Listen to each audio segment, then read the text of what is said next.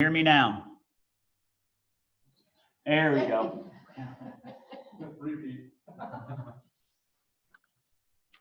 Technology is not my forte. But we are glad you're here online. Can you hear me, Sarah? Sarah wishes she didn't hear me. She hears me a lot during the week. So we have a special guest to introduce our special guest. Brittany Breidenstein was a former student and then student teacher under Dr. Zehr. Brittany is going to come up and introduce Dr. Zehr, and we'll get going. Well, happy First Fridays, everyone. Yeah, I think people would like to mute me as well sometime. Not me. Take a survey from my husband, maybe. So this morning, not only am I really glad to just see in-person faces and see you all in this room, but I am extremely honored to be able to introduce Dr. Zehr, who I came to know as my 5th grade computer science teacher all the way at Village Elementary. I think Fort Wayne is very special in the way that there's not many cities that you can be able to grow up with the support and genuine relationships and connections of your educators who have made a lasting impression on your life. I don't know if she knows how much she meant to us kids throughout the years, starting at Village Elementary and then being able to be under her as she served as a principal at Southwick Elementary.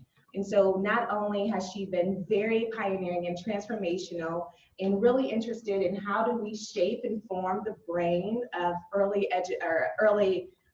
children in education, but also how do we bridge that gap in our communities and how do we transcend that. So I am very excited to introduce Dr. Zehr, who is now an international trainer for the Feuerstein program. So we will be hearing more about that. She spent 35 years in the education system, educating both students, but also really transforming the way we look at education in the world today. I think you have been very transformative in our community. So she's an alumni of St. Francis. She received her degree there, and then has also just been traveling the world, starting with Israel, and she has just got invited. Can I say you? Yeah. She's just got invited to an Iraq country, and so we are just excited for the work that she's doing across the world. So without further ado, we are introducing Dr. Jeanne Zeir.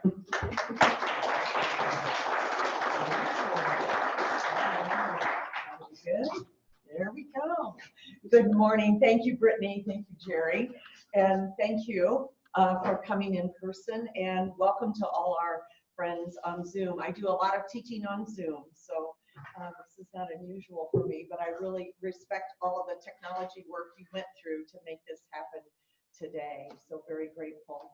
So yes, Brittany's right, did 35 years in education, and I was starting to get more offers from the Feuerstein Institute to work internationally. And so at some point I had to make a decision. New Haven, Indiana, Australia. I think I'll try this Australia gig. So I've been to Australia 10 times, but also to some other very intriguing places like Cambodia and South Korea and South Africa and Denmark and Paris. So they send me to some beautiful places and then some out of place. So we'll see what happens with the Iraq invitation. That's in the Kurdistan region. So they're working with the traumatized Yazidi people. Don't know if you remember in 2014 when the Yazidis were methodically the victims of genocide. So they have a lot of trauma. And the program that I'm a trainer in was first originating in Israel to help trauma victims recoup from the Holocaust. And then 70 years later, we now discover it works for anybody. It worked for me, anyone who wants to just have their mind work a little better. So it has these deep Jewish roots, actually has some good biblical roots, but it is like an applied psychology program that's kind of fun. And that's all I'm going to say about it. Because what I'd like to, let's see, Jerry, not going forward. Jerry's going to come up here and let it go forward. So what happened with over the years with doing the Feuerstein work, I discovered that I needed to learn more about the brain and how the brain learns. And so I've become my own like little guru, learning everything I can. So do not try this at home, but it is possible to learn a lot about the brain, and it's fascinating. God gave you one. You can get a heart transplant, you can get a lung transplant. I have a good friend with a double lung transplant. I didn't even know you could do that. So almost every organ, it is possible to do a transplant, but not the brain. So you definitely want to keep hold of that and treat it well. So anytime you read any articles about keeping your brain healthy, please follow them. That is another presentation that I give on how to keep your brain healthy. This morning, I want to speak to you as leaders, that you may not realize that it is possible that somebody who answers to you, or just a friend, that you could be having a little conversation and their brain just might shut down for a few minutes. Have any of you had a situation where you are the recipient of very bad news? Do you remember where you were when you heard about a loved one that passed away, or about a very bad car wreck? And do you remember what your brain was like for the next 20 minutes? You weren't thinking very well, were you? It's like you kind of just go into this, I can't think right now. I just can't think right now. And it's true, you can't, because there's a reason behind that, and that's what I want to share this morning. We'll see if we can get the PowerPoint rolling. If not, I'll give it my best shot without the slides. It is possible. What do you think? The clicker's not working. Do you want me to click? I can do that. I can sit there and do it. Let me see. No, the arrow doesn't work, and the space bar doesn't work. I'll let you play around a little bit more. I'll keep talking. So several years ago, I entered a partnership with Parkview Health to try to design a program for children and adults with ADHD, that people who struggle with focus and impulse control. We got quite a few of those. At one time, it was the #1 diagnosis of children was ADHD. Do you know that has been supplanted? That now the #1 diagnosis for children is anxiety? Isn't that intriguing? And so we do work with a lot of kids at the MindCap Center that I'm the director of, children as well as teens, as well as adults that have anxiety. Sometimes depression goes right along with that. So did that research project. Oh, yay, there we go. So I'm going to be using the, okay, there's my email. I'll show that again at the end.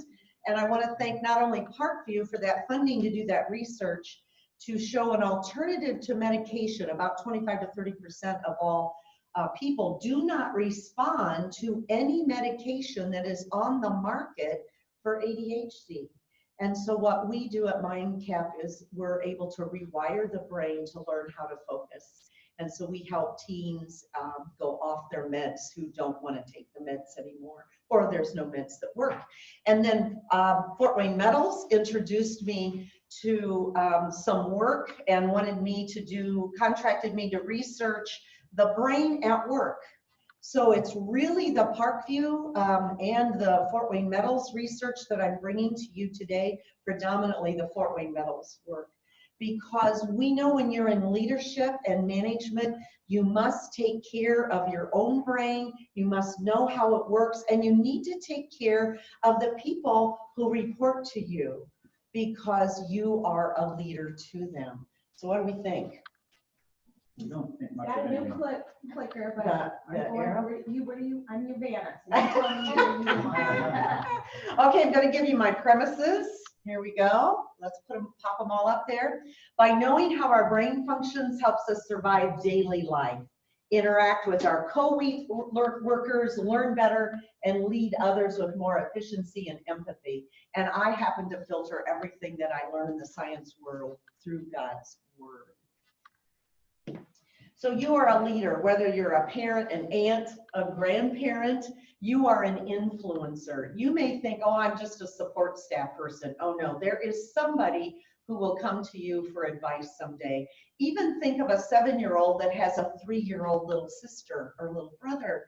That 7-year-old is a leader. So leadership is something that we all wear that mantle. So I basically say if you're a human on earth, you're probably a leader. You lead someone. Have you ever had a moment like I described earlier when you wondered what you were thinking? Or have you ever looked at one of your kids, those of you that are blessed to have little humans that you have raised, that you look at them and go, what in the world were you thinking? Yeah, I'm seeing some nods. Okay. And I've thought it of myself. I've let something come out of my mouth, and later I'm going, what was I thinking? I can't believe I said that. Could I didn't know. You don't get it back. So we're going to talk about the survival brain. We move toward rewards and we move away from threats when you're in survival mode. Now, when you see a reward, you usually walk cautiously toward it because you want to make sure it is a good thing that you want. But if it is a threat, you don't walk away, you run away. You run, you move as fast as you can from something that appears to be a threat. So I want you to pretend you got to have a vacation this summer. I know a lot of us didn't. And you got this wonderful cabin. And let's put you close to Yellowstone in Wyoming. All right. And you walk out your door the first morning with a cup of coffee. It's a beautiful morning. And what do you see? Okay. Next one. Keep it as it going to go. Oh, you see a grizzly bear coming out of the woods. Now, I know you might want to pull out of your back pocket your Ranger Guide to Dangerous Animals in Wyoming and check out, is a grizzly bear dangerous? Do you think you would do that? Now, what are you going to do? Yeah, you're going to jump back in the cabin, you're going to slam that door shut, and you're going to be in panic mode. Your coffee cup is probably flown and broken, and you're going to owe the owner a new coffee cup. And so you did not take any time at all to think about, is that grizzly bear dangerous? You have enough background knowledge, you know this is a threat to your safety. So here's what happens in your brain. So you saw the bear, and the thalamus took that message. It is like the air traffic control tower of your brain. And it said, I see a bear. And it sends the message to two places, up to the frontal lobes. And the frontal lobes would go, let me get my Ranger Guide to Dangerous Animals. The frontal lobes likes to ponder things and think about it. But at the same time, the thalamus sent that message down to the amygdala. Have any of you heard of this little place in your brain? Raise your hands. Yeah, good. You've heard, yes, you've heard this talk. So the amygdala monitors threat and emotions. And the amygdala goes, no, no, no, that is a threat. That is a grizzly bear. You are not going to pull out the Ranger Guide. You are going to slam the door and survive. You're going to get back in the cabin. You're going to wake up all your family. You're going to call the owner of the cabin and go, what in the world? You didn't tell me there were grizzlies around my cabin. So you're going to do all the things to help yourself and your family survive later. Because it's going to take a few minutes for your brain to be able to think again from that confrontation with a snarling grizzly bear. It's going to take a little bit. The hypothalamus sends the neurotransmitters up to the frontal lobes, and the hippocampus is real close to the amygdala, and they think this is why emotional memories stick with us, because this is in charge of emotions and this is in charge of memories. They're not stored there, but they're processed there in the initial stages. So when the amygdala monitors threat, a whole bunch of things happen. There is adrenaline and cortisol that floods the frontal lobes, goes up here to shut them down. Your heart starts beating like crazy. Even if you're instantly safe, your heart is pounding, and it's causing you to breathe hard because blood is now flowing to your muscles, your core muscles, your thigh muscles, so that you can either run or fight, or now they have added freeze. So if you are in a vulnerable position, and sometimes those are almost always children, sometimes it's women, it could be men as well, that they cannot fight, they cannot run away. Your only other choice is to freeze. So that is also a reaction that can happen. So what I've just described is what happens with PTSD.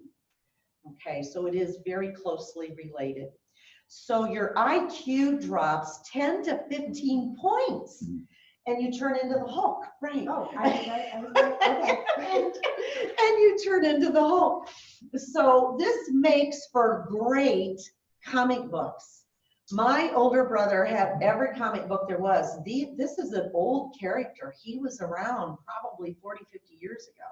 Now he's a movie star. Okay, so poor Bruce Banner, he was exposed to gamma rays in his father's lab, and now when he gets angry, he turns into the Hulk, who sometimes does good things, sometimes does bad things, because he doesn't have a lot of control. Okay, so we now are making money on hijacked characters. A show that really, really capitalizes on this is the Jerry Springer Show. He stands back like this while the fights break out. What's he doing? Making a lot of money. Because it's kind of fun now because of internet and because of Snapchat. Now we have people that watch violence, and it's turned into almost entertainment. So it's a bit of, that's another discussion for another day. Let's talk about the kicker that the neuroscientists discovered not too many years ago, that the human brain does not know the difference between a threat to survival and a common modern day challenge. So you can walk through the office and look at the clock and go, oh my word, I was supposed to be in a meeting 10 minutes ago and I didn't see the clock, and your heart starts pounding, and you go grab the file you were supposed to have, and you go flying in, you try to walk in calm and act like, I'm so sorry I'm late, and meanwhile you're calming yourself down, you're getting your heart, because this was a meeting you were not supposed to be late to. It may be the most important meeting of the year, and you're 10 minutes late. So your brain goes into a very small hijack. It's not a grizzly bear. It is not a threat to survival, but your brain still has cortisol and adrenaline flooding those frontal lobes, and you don't think real well. You're watching whoever's running the meeting, who is probably someone you report to, and you're trying to gauge, are they upset with me? Am I in a heap of trouble? Can I salvage this? While your heart is going like crazy and your frontal lobes are not working really well, you've lost 10 to 15 IQ points. So it's going to take a few minutes. It can take 6 seconds to 20 minutes for the cortisol and the adrenaline to finally drain away. So it just depends on how serious of a hijack that you're in. There are methods to control that. So as soon as you know that that is happening, I'll just tell you real easy, very deep breathing, not panicky breathing, but just through your nose, deep and slow. If you do 3 of those, the adrenaline and cortisol will go, oh, okay, I can back off of here. You're in control because you are controlling your breathing. And so that means your frontal lobes had to get back in control. It is an inverse relationship. It is either the frontal lobes are in control or the amygdala. So we literally can flip our lid. So it's either one or the other. They have an inverse impact on our thinking. So some of the other subtle ways that we can get hijacked could be a deadline. Somebody that is important to you gives you a very strange look, and you're going, what does that mean? It could be a new task. I work with some of the managers at Fort Wayne Metals, and they said, they've given me so many new things to learn. I'm not even sure that I can handle everything they've given me to learn. And that can be overwhelming because you want to do a good job. And then loneliness, they have now discovered, is up there with a small hijacking event, that loneliness counts as a hijacking event. So I think you can figure out from what I've shared already that this is also what we call modern day stress. Just a lot of stress can keep your brain from working really well. Your brain boss is what you want in control. This is my name for it, is your frontal lobes. They are in charge of impulse and controlling emotions, flexible thinking, planning, organization, predicting what's going to happen next with the market. Is the president going to get really ill with COVID? All of that thinking that we do with our frontal lobes is our, what we call now, executive functions. And isn't that an interesting label the neuroscientists gave our frontal lobes and the work they do, executive functions. So you want those working well.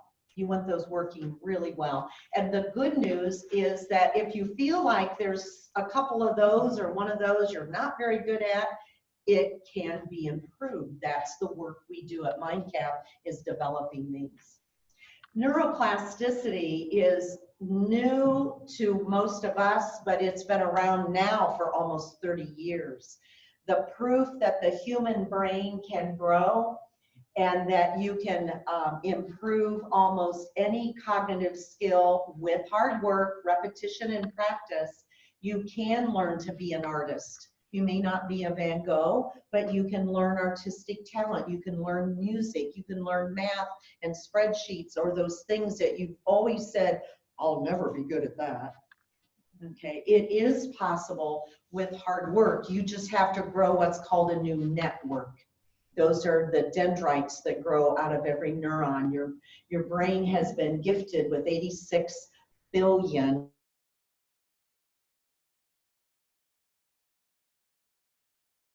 dendritic connections. Those make the networks. So every time you got to learn something new at work and you're feeling like, I don't know how to do this, it's because you don't have a network for it. So repetition, practice, just breathe, keep working at it, and it won't take long, and pretty soon it's going to flow. And then you're going to know, I've got a new network at work. I can do this. I can do this. So when negative emotions appear at work, at home, wherever you're at, we've always been told to express it, get it out. Or I was raised to suppress it. Let's just stuff it. Let's not show our anger and fear are the two emotions I'm going to be talking about the most. Those trigger us. If there is something that gives us fear, it can cause the brain to shut down, or anger can also do the same thing, okay? And instead, I'm going to give you some methods for how to label and reappraise that comes out of neuroscience, not the counseling world, but it's used in the counseling world. So why not express it? Well, that's not always appropriate. Not always appropriate to express anger. Even the micro expression, which is, it's difficult to see, but can you pick up his eyebrows? Yeah. Even what is called a micro expression of anger, somebody else can pick it up. So we've got to learn to get that under control in another way instead of just simmering in it. They have discovered there are 7 sets of muscles in your face that express anger.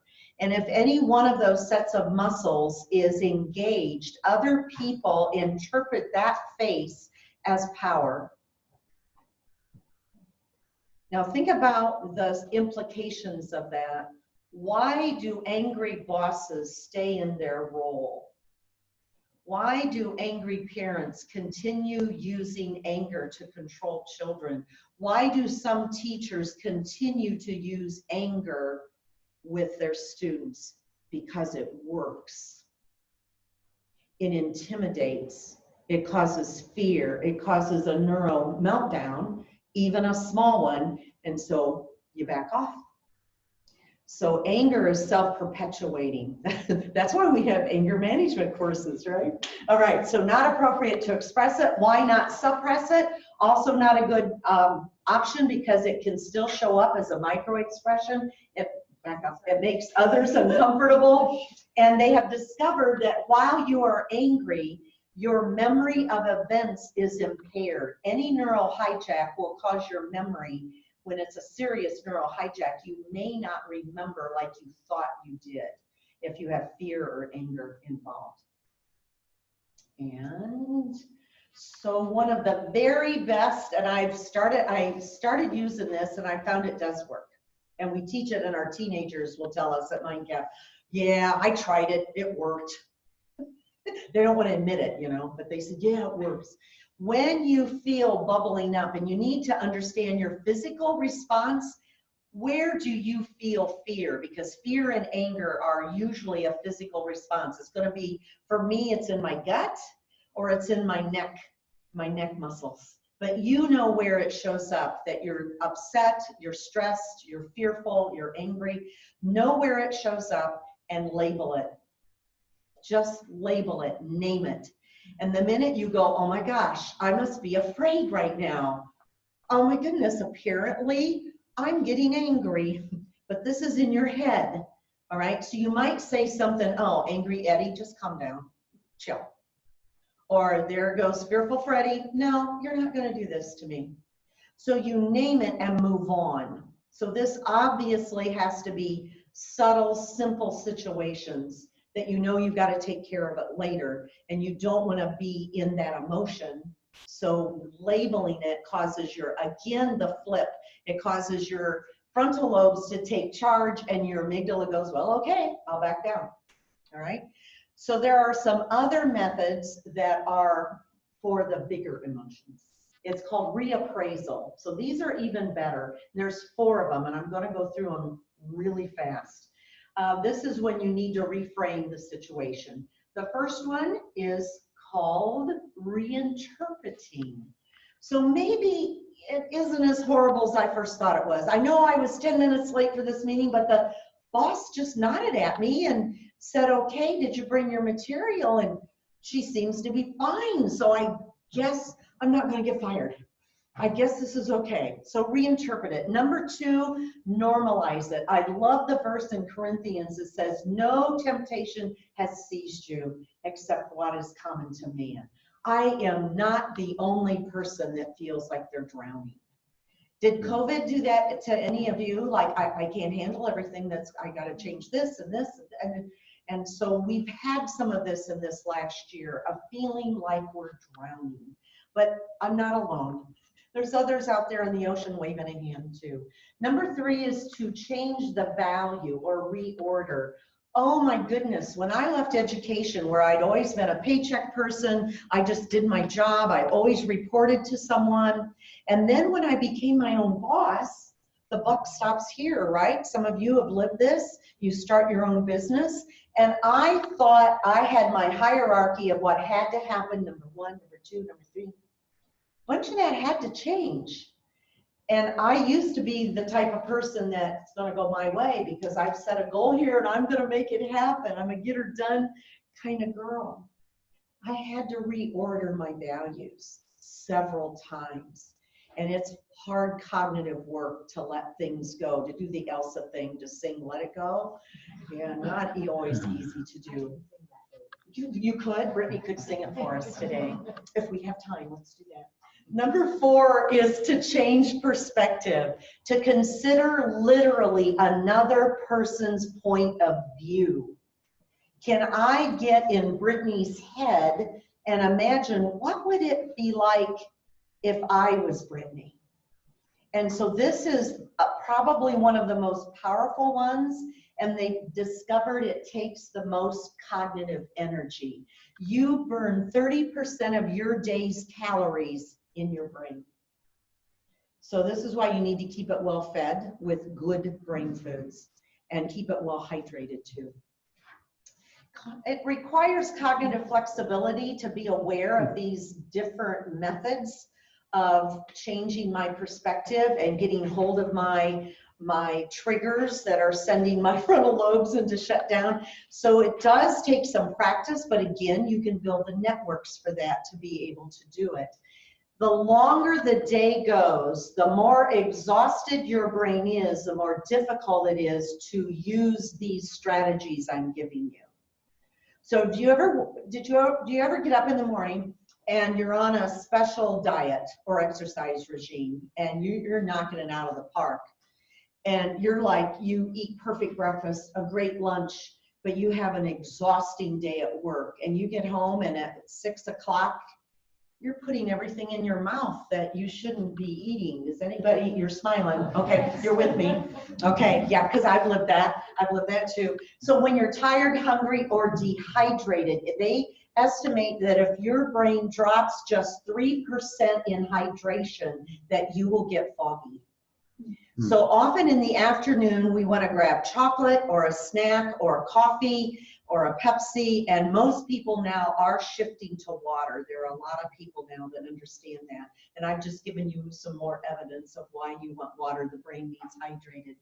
So as a person in the work world, as a parent, you've got to sort your threats. You've got to be thinking, what's coming in here? Am I being, for some reason, because I feel my heart beating, or I feel this, a little bit of the stress somewhere in my body, apparently there's a threat here. And is it anger? Is it fear? So can I label it? So is that a threat to survival, or is it a common modern day challenge? And it took me a while as a school principal to realize, you know, this is a really, really awful thing that's happening right now, but I'm not going to die. No one's going to die here. And so I learned to shift, and I didn't even know, I wished I had all of this research when I was a school principal. I think I would have been better sooner, Brittany. You're great. Thank you. So there is an author, if you're a reader and you'd like to dive into this a little bit more, I recommend David Rock's book. Wouldn't you just love to have the name David Rock? Yeah, he's our keynote speaker today, David Rock. And he wrote the book, Your Brain at Work. And I've read it twice, cover to cover, and I'm giving you a lot that has come from that book. And I already knew the neuroscience, but David Rock put it in an acronym. And then you got something to publish. So he calls it his SCARF model. And I'm going to run you through it real quick. The S stands for status. When our status is threatened, so we can, when our status is threatened, that's a very significant driver of who you are in the workplace. So as we move up any type of corporate ladder, every step up feels good. There's a lot of dopamine, which is our reward neurotransmitter, flooding our brain when you get that notice, when you get called in and said, look, we're looking at you. We think it's time to move you into this next position. And you're going, finally, they see that I've got something to give. So status is very critical to how we perform at work, even if it doesn't mean a promotion, but our work is recognized. So be sure that you recognize the status of people that report to you. When our status goes up, our reward circuits are pumped up. When it goes down, then the negative, it deactivates, and our threat circuits kick in. I'm upset with my PowerPoint. Because it translated from Keynote to PowerPoint.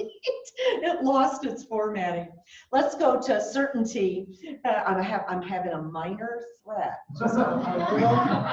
There's just a little tiny anger that I didn't go through the whole PowerPoint. The C is certainty.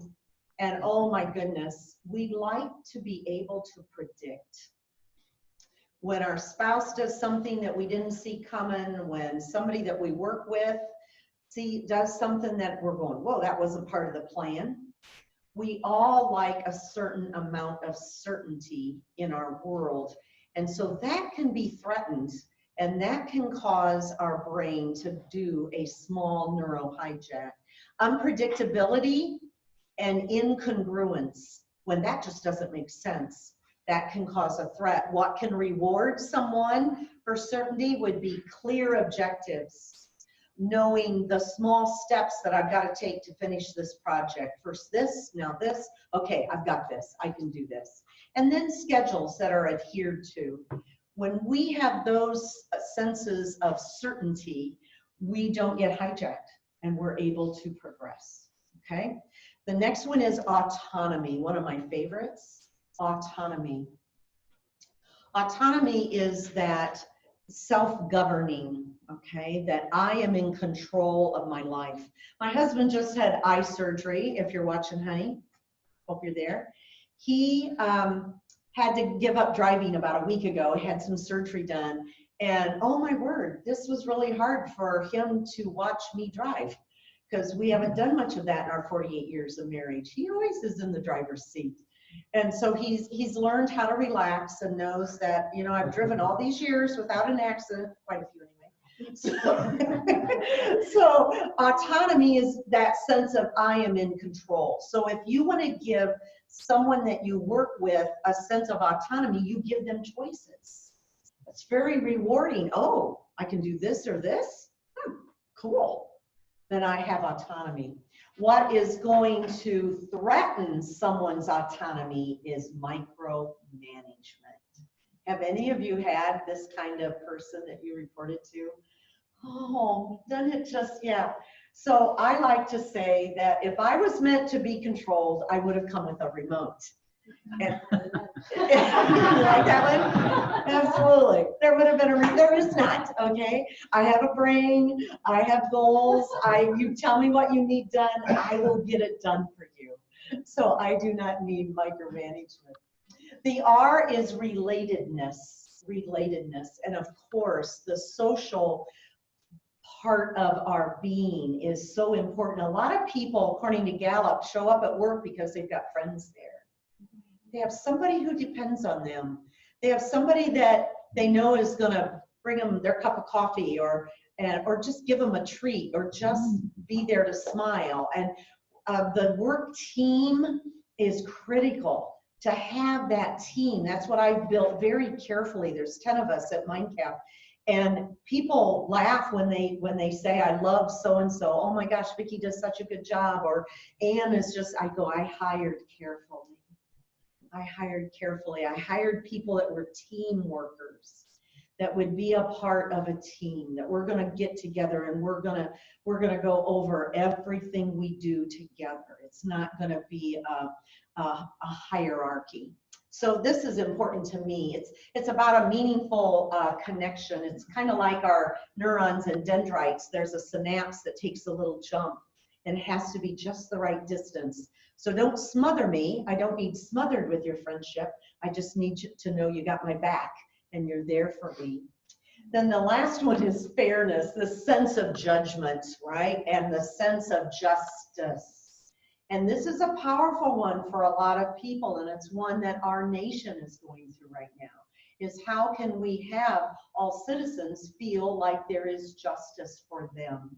And they've discovered that in the brain where we have a sense of feeling disgust, like when you see some garbage and you go, ooh, or somebody hands you something to eat that there's no way you can eat that, and you're going, oh gosh, that place in your brain that lights up for disgust is the same place that lights up for when there is unfairness, when there is injustice. Do you see the connection between those two? Kind of interesting. So what can threaten someone's sense of fairness is there's no ground rules. I don't understand how this place operates. Expectations are unclear. What do you want me to do? Explain that one more time. But how do we reward it? With transparency, with stated goals. And they discovered that the reward centers in the brain light up when a team at work says, let's go clean up the neighborhood. Let's go be a part of United Way's Day of Caring. Let's all get on board and do something together. We're going to adopt a child through Compassion International. Just when the workplace comes together to do something outside of the workplace to make the world a better place, This rewards the sense of justice that we're doing something to do our part. So this can be rewarding. So I want to encourage you this morning to put on your leadership scarf. So wrap that baby around and be aware that status, certainty, autonomy, relatedness, and fairness are 5 ways that neuroscience has shown can be threatened and cause the people that you work with to go into a small neuro hijack if those feel threatened. I thought this was very good work that David Rock did, and again, you can read more in his book, all the science that goes with it, but I've given you the skinny, the quick, yeah. Know what threatens you and your people. And the better you know your people, and there's a couple people on my team that I now know. I now know which part of the scarf they're going to be threatened by. And so I'm preparing when I'm going to tell them something or I've got something I need them to do, I maybe present it a little different to Jerry than I would to Brittany because I know what can threaten them. Be aware of your label and the 5 ways that you can handle those negative emotions, okay? Know that neuroplasticity is for everyone, that it doesn't matter your age. It is never too late for the brain to grow new dendrites and new networks to learn something new. John Quincy Adams said that if your actions inspire others to dream more, learn more, do more, and become more, you are a leader. And I would just guess you're in this room because of that. So thank you for being with me today and surviving all our technology issues. My name is Dr. Jeanne Zeir. I'm the director of the MindCap Center. We work with children and adults.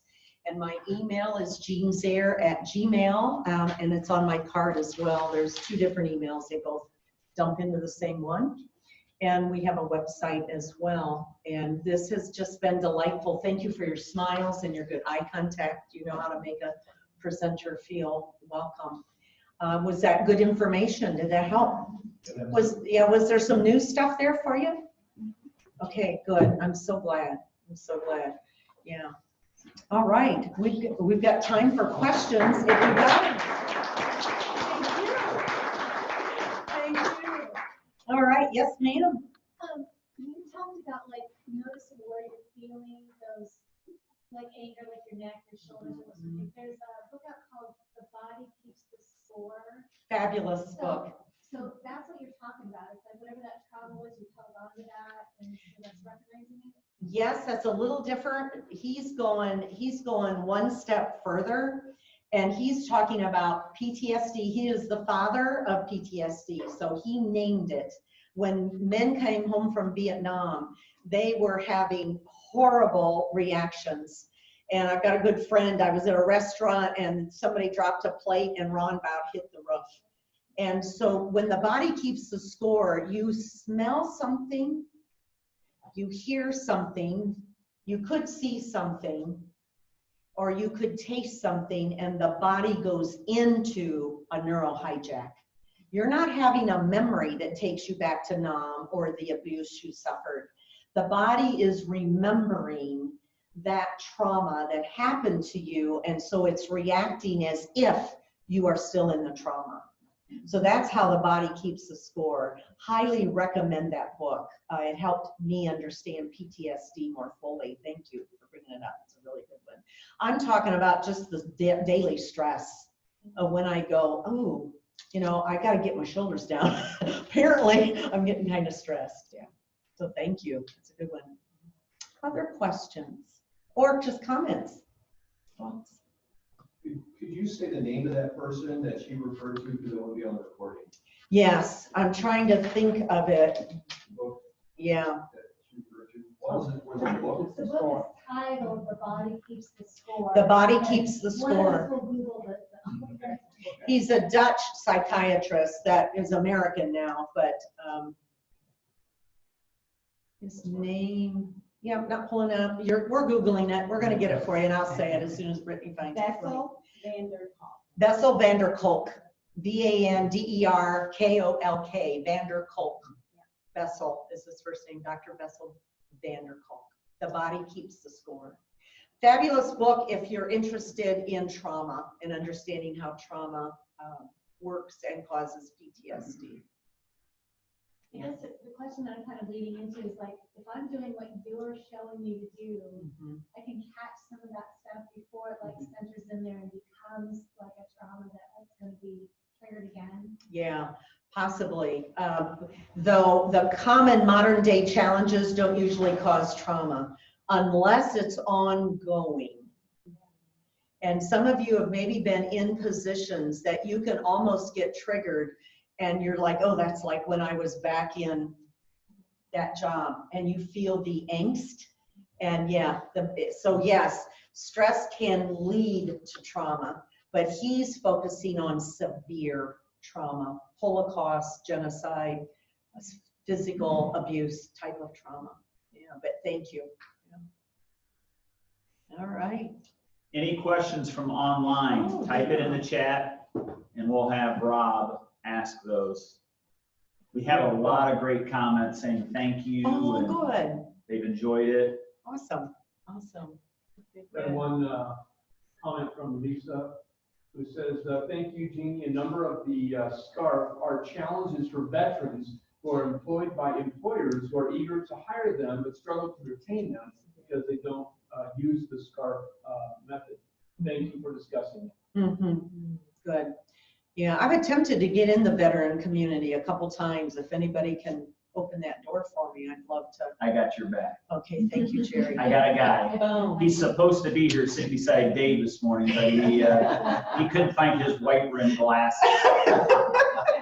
Are you open to serving veterans communities in other states? yeah, I work internationally, so yeah. No, I just want to ask a question. No problem. Good question. Yeah. Absolutely. Because of the PTSD, like my friend Ron, he was a NOM vet. And, but once you know that, it's like, yeah, he may jump out of his chair once in a while, but he calms himself back down. He knows now how to pull it back, and he's fine. Yeah. Just being aware. Dr. Zehr, can you talk about the work that you do across, because I think I've seen some questions pop up too, how it blankets a array of communities from teachers, students, to veterans, to college, adult learners. Can you talk about that and just, because there's questions asking who do you present to and who do you train? Yes. The Feuerstein program that I'm a trainer in is applicable to anyone from ages 3 or 4, and we even work with some 70 and 80-year-olds that are trying to prevent early onset dementia. And that sounds crazy. Well, it can't be good for everybody. That just sounds like it's a magic bullet, Well, the program has been developed. Remember, over 70 years of work has gone into developing the Feuerstein program. So that's why there are components for all ages and all different types of cognitive challenges. So if one person has a 10-year-old child who doesn't pay attention well, great kid, really bright, just struggles with focus. And I've got a 35-year-old who just came into our office, has a new job. It's the job of a lifetime.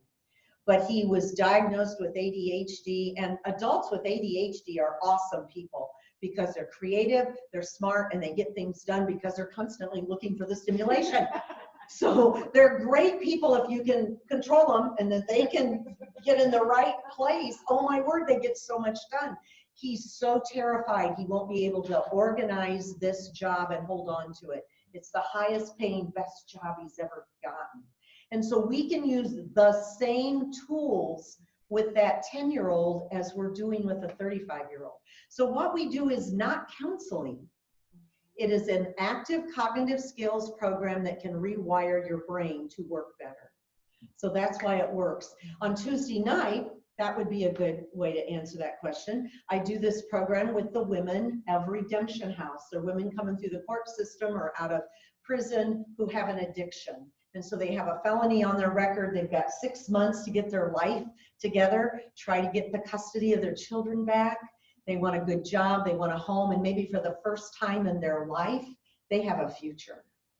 And so this program has worked very well with them in the addiction recovery arena as well, because you want your brain to work better. Yeah, Rob. We have about 4 questions that just came in online. One from Jeanne Zeir. She says, what would you recommend as a good stress test? Often we don't think we are experiencing stress when we really are stressed out. What would a good guide be to determine stress level? Ooh.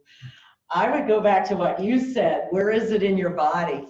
Yeah, where is it in your body? That's also a question that comes on a mindfulness assessment that I use.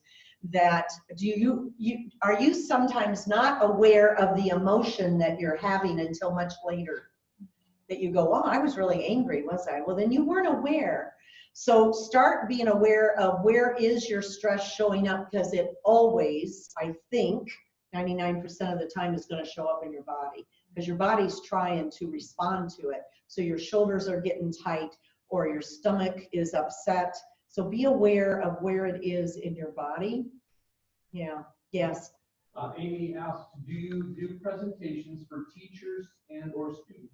Yeah, I've trained multiple schools, probably more internationally than I have in the States, but yes. Okay, and then Jerry asks, based on what you shared today, what is the one tactic takeaway that each person could implement tomorrow? You mentioned taking at least 3 breaths. What else would you recommend? The 3 breaths for stress has been hands down just one of the most important things. The other thing would be to pause before you respond. In the Feuerstein program, we learn the motto is just a moment, let me think. And we teach that to 4-year-olds or 84-year-olds. There is value in wait time. So the breaths can be coupled with that. While I'm breathing and calming down, I can be thinking, what am I going to say next? Maybe you've been in interviews. How many of you have done at least 3 or 4 interviews for a job in your lifetime? 3 or 4. Yeah, most people have done maybe 10 or 20. And it's one of the best things I do for getting people ready for an interview, is that when they ask you a question, if you jump at the answer too quick, they're going to really appreciate when you don't. They're not going to think you're smarter because you answered so quickly. They might actually think you're smarter because you waited maybe 2 to 3 seconds so that you do have your words ready. So they're very simple suggestions, other than the scarf and all of the reappraisal techniques, which I use all the time myself. But the just a moment, let me think, and breathing. Okay, great, thank you. On that same note, somebody taught me one time to do a 10-second fast before you respond. A 10-second silence fast, where you're, before you respond, count to 10. Wow. We have another question. Could you share with me what strategy we can do to deal with something in the past experiences that trigger us? There is a method. If it is true trauma, and if it's a one-time incident that happened to you, EMDR, and that's all I'll say is those 4 letters, EMDR, because I'm not trained in it, but I know enough about it that it has been very helpful to people. It is a counseling technique that doesn't take a lot of time. So you go for several sessions, and I highly recommend it, that you do need to take care of things in the past. If that isn't possible, there is a research method of journaling. So you write 4 times for 15 minutes, and the first time you put in writing what happened to you. You just write it down in all of its ugliness. There will be tears, there will be a lot. You're going to have to be in a safe place when you even do that writing, because you're going to bring up those old bad memories that you've maybe been suppressing for years. Write about it for 15 minutes and then let it sit, okay? You actually can also burn it and get rid of it. You don't have to keep it. But then your 2nd, 3rd, and 4th time, start working on the silver linings that have come out of that trauma. What are the good things in your life now? What are things that if that hadn't happened, you wouldn't be where you are now? How are you able to help others because of that trauma? And if you can get to that by the 4th time, the research indicates that your health scores go up. Not just mental health. You will be less likely now to get cancer, diabetes, high blood pressure. That sounds crazy, but doesn't it make sense? Yeah. How simple is that? Yeah. Thank you. That's all the questions that we have on the. Okay. All right. Those are such good ones. You know, I'm listening to what you're saying. I'm working with single moms and, you know, newly single families, you know, single mom-led, and 1 out of 4 homes is a single mom-led household. And it's just like, what you're describing is like where they are. They are offline because the traumas are hitting so fast. Nothing that they planned is happening. Yeah. And then there's all the, It's all day, every day. yeah, and you know, and adults are acting like kids, and people are fighting, and it's like, what's the new normal? And it's just like, everybody's online, kids and the parents. And so Yes. I love what you've given, and I'm gonna like share some of that with some of these people, because it's like, how do you get back online so you start acting like an adult? Yeah. Yeah. And the kids, they don't have the tools. Yes. Yeah. Absolutely. Absolutely. The children need the tools just like we do. We're all human and we all have a lot in life. There's a beautiful verse that we all know. If you know Psalm 46, it says, "Be still and know that I am Lord." And I will tell you that if you read it out of the Hebrew and translate it directly from the Hebrew, it says, "Desist and know that I am Lord." Okay, so there's a little different sound there. In other words, if you don't take time to figure out how to be still and still your spirit and your soul, I'm afraid I'm going to have to do it for you. So I appreciated that Hebrew version of that verse. I'm like, okay, Jeannie, you've got to learn how to do this. And I do help parents with that anxiety. Okay, calm and anxiety are both contagious. Do you know who you go to? Because when you're with them, they just take you to, it could be your pastor, your spouse, a good friend, a child in your life that when you're with them, it's just such a good place to be with them. And then is there someone that you can bring up in your head that when you're with them, they're just so anxious and wired, and you're just like, you can't wait to kind of get away from them because they just, okay, mothers are the single first connection to children, and children will mirror their mother's calmness or their anxiety. And so I tell moms, I love you. You know, we're working with you here. You've got to put on your parent pants. You are the parent here, and I know you've gone through hell and back. This is awful what you've gone through, but you've got these 3 little kids looking at you, and if you're not calm, they can't be calm. So I'm going to help you so that you can be calm for them. Because a lot of parents, when they're in the moment, they think they deserve to have the meltdown. They think I deserve to be angry or to be stressed because look what happened to me. That's very much a victim mentality. And so we got to get over that. If you're a parent, you got to put your parent pants on. It's hard work. I'll be the first to tell you it's hard work. All right, we are out of time. All right. No, well, that's great. You did a great job. Thank you. Thank you, Jerry. Thank you. Thank you.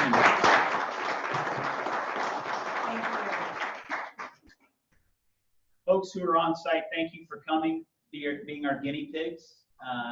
You've done great. Next month, we have Nick Dara, who is sitting in here with us today. Nick will be sharing his expertise in working with the Northeast Indiana Regional Partnership.